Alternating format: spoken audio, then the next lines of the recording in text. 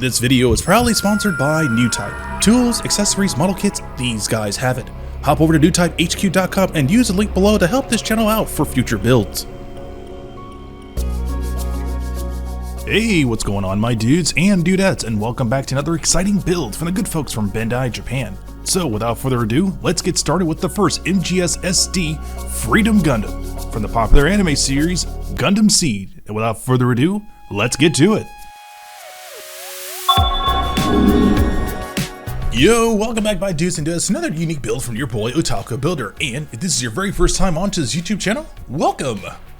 Man, time sure does fly, right, when you're making content on YouTube. I recall building the Sunrise Super Deformed Master Raid RX-78-2, and I was really amazed at how insane the articulation and the surface detail was done on something that small. And I remember asking myself, when will BANDAI do their version? And shockingly enough, almost 5 years later, we finally get the first and possibly many, the MGSD Master Grade series. Now, these particular Master Grade SDs are one of the first and possibly many that will come out from the BANDAI lineup, and you can definitely see that they mean business with the insane amount of articulation you can do in the upper torso, tons of dynamic poses that you can possibly never do with an SD kit, range of open and exposing hatches to really show that this Mamma Jamma means business, and you can definitely see it with its insane articulation when it comes to the feet. Shockingly enough, this model kit does not come with its action base, but it makes up for that with its insane inner frame design. This thing is ridiculous and definitely would say for a Master Grade, but what is absolutely fascinating about this unique model kit is its choice of effect parts, especially for the eyes. Now you can actually see the optics behind them. You actually get more clear parts for the actual backpack unit to expose those cool looking vents, and for the first time for SD history, we actually get metallic pieces for the ventral front vents in the front of the mobile suit, as well as part undesignated spot on the legs. Now, without further ado, let's take a look what's inside the box. And yeah, not the most flashiest extraction manual that I've ever seen from BANDAI. It's definitely, I'm just gonna say, it's kind of boring looking. It definitely gives you the wow factor that you're definitely delving into something new, but it definitely could have pushed it a little bit harder when it came to, like, I don't know, some custom illustration that'll make it look amazing. But what's also kind of more disappointing with this particular model kit, once again, for something that's around the price tag of $50, we're getting sticker decals. And for something this small, it definitely deserves water slide decals for this insane amount of detail that's definitely gonna be presented for this particular model kit. Now, what's definitely really unique with this model kit, once again, is the eyes. We're gonna get a two-tone system that's gonna be working with the mask as well as for the clear renders to sit in front of the particular plastic piece to create a nice two-tone system for you actually to see the optics for this particular mobile suit. And everything else in here is pretty straightforward, just more smaller pieces for something that's very small. And with this small pieces, it's come abundantly clear that this kit means business when it comes to its insane amount of dynamic poses that you can pull off from the iconic scenes from the actual anime. And that's absolutely welcoming for people that are diehard SD fans. It's definitely carried that over when it comes to the backpack unit, because there's not much that's been changed here when it comes to the original Master Grade and then the Master Grade 2.0 that came out almost a couple years back. But for something this small that's crammed in something this tiny, it's absolutely remarkable what they were able to do for something this sophisticated.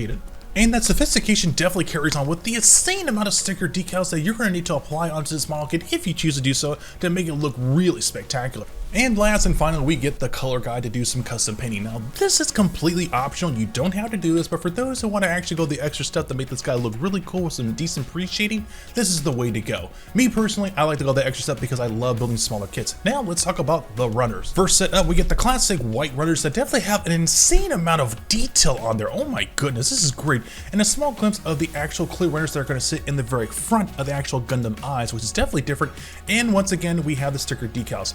This is a small little peeve, but once again, if you're going to cost close to $50 to $60 on something this insanely detailed and definitely a high price point, give us the option to have us both water slide and sticker decals. Next up, we get the classic blue Gundam pieces that are great, and a small hint of it looks like a smoke gray or a light black texture for specific key areas, and the inner frame itself. Once again, the inner frame for this particular mobile suit is absolutely bonkers at how so much surface detail is applied onto this unique small kit, and I absolutely love it. Next up, we're going to have these light gray runners that are going to be specifically for the weapon accessories and for the backpack unit. Now, what's really unique with this particular runners is these light transparent blue pieces. These are going to be areas like around for the camera module for the head, the little circular pieces are going to be for the scope for the beam rifle, and these little triangular pieces that are going to sit outside the actual wing section to give a nice dynamic texture. And then last and finally, we get small selection of inner frame pieces, and then a very small selection of red runners that are going to be designated to like key areas such as the weapon accessories, parts around the face, and small little areas around the torso.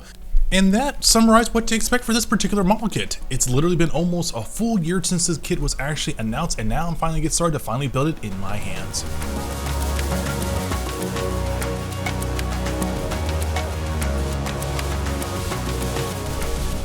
Okay, after much brainstorming, I finally utilized a plan on how I'm going to light up the eyes for this particular mobile suit. Now, these eyes themselves can be proven problematic because the original SD kits usually just have them their own individual pieces, which makes it easy to shine bright LED lights through it. But since there's a great deal of surface detail for these optics that have already been done, I'm going to opt out not hollowing them out. I'm not going to cut them in. I'm not even going to drill any holes. I'm going to essentially just leave them as is because I don't have any interest for them. The only areas I want them to really pop out is going to be the camera module on the top when I put in the blue pieces. But for the eyes, this is where I'm going to do something really unique. Since there is just enough cavity space in there, I am actually going to do a direct lighting pointing down. Now, what do I mean by that is I'm going to essentially drill in small little holes on top of the mask section in specific areas where it's lined up directly in the center of the eye, and then shine a bright LED light going downward that's going to sit on top of the actual clear runner to illuminate them. Now, if you just leave them as plain as they are, it's going to illuminate it, but you're going to get this weird twinkling effect. So this is where it comes the next challenging part.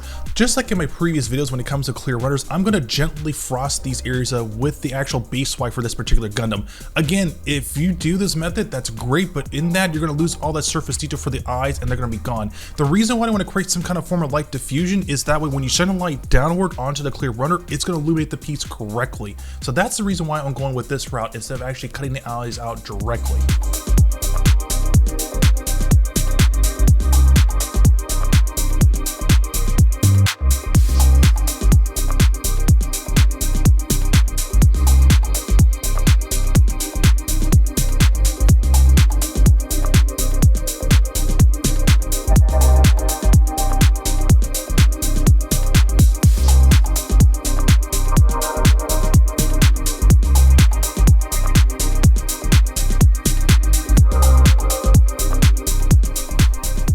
Okay, so as I'm multitasking working on the head, I want to do some work on the torso area. Now, why the reason why I'm jumping around? Here's the thing.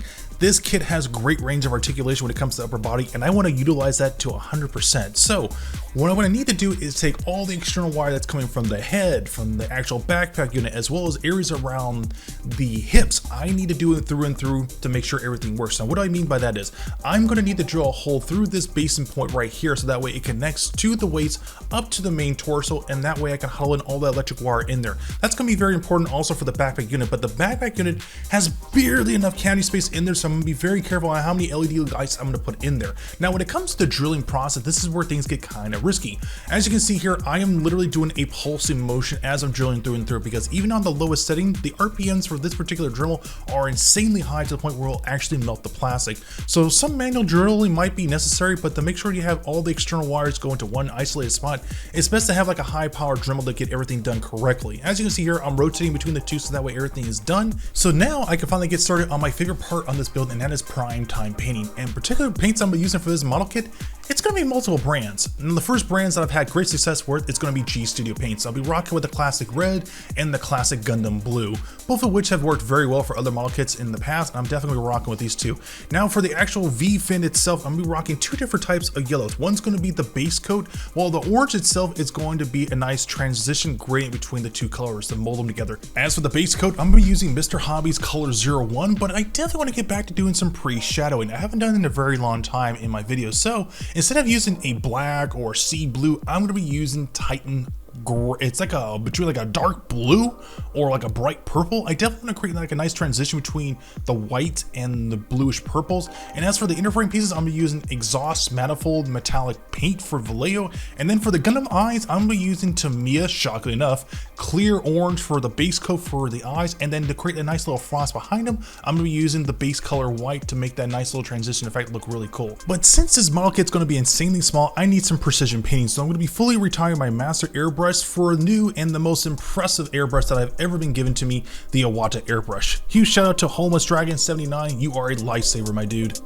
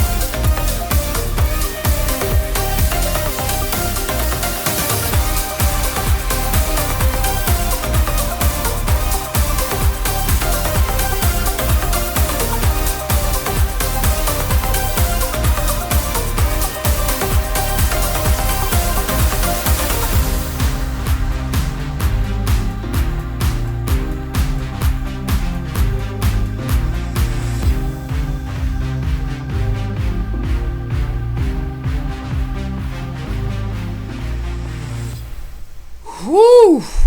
I don't know how I did it, but it is done. The head is fully assembled. It looks absolutely fantastic. And now it's time to take all that extra energy and focus on the small, minute pieces. I'll eventually work my way up to the upper body when I need to, but right now I want to focus all my energy on these small little pieces.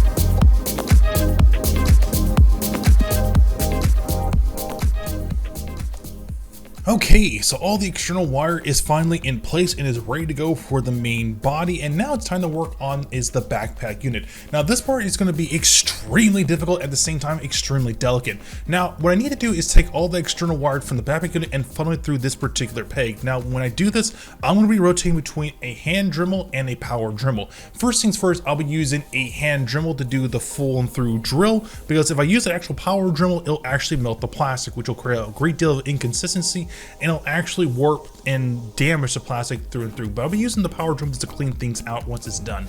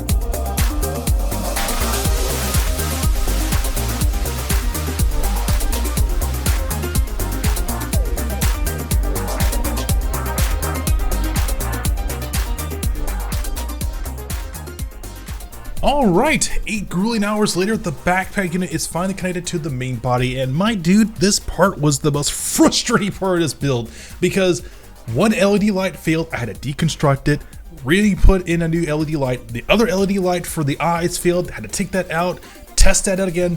Always be vigilant of constantly testing out these LEDs, my dudes and dudes, because it is becoming very apparent with really smaller kits with very little cavity space. They will fail from time to time. So take your time when you work on this build, because I sure hell did. And last and finally for this build, I'm going to be utilizing these water slide decals. You can pick this up on eBay for like 10, maybe 12 bucks.